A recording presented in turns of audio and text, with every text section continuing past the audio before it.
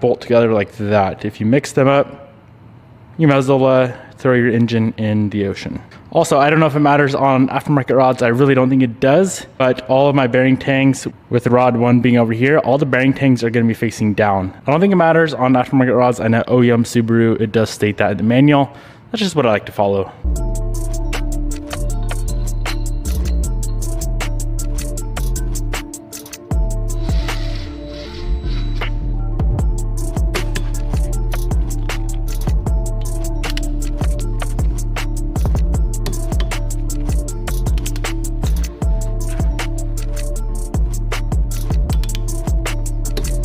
Our crank is fully assembled with the manly rods and ARP bolts.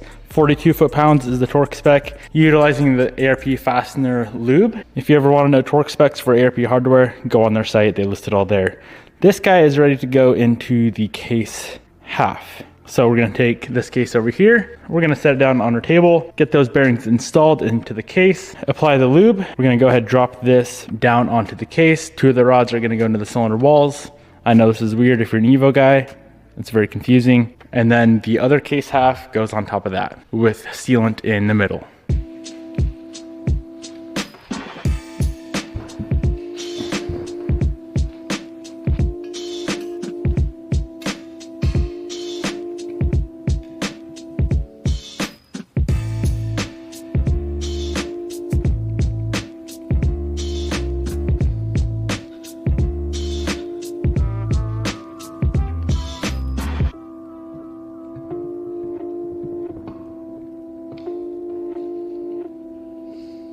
Crank and rods are installed. 1 and 3 are in those cylinder walls.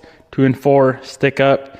And if you use the assembly lube, it's a little bit more sticky than just regular engine oil. So I'd highly recommend it because you can kind of stick the rod straight up. All right, we got a few O-rings to get installed, some sealant, and then the other case half can go on.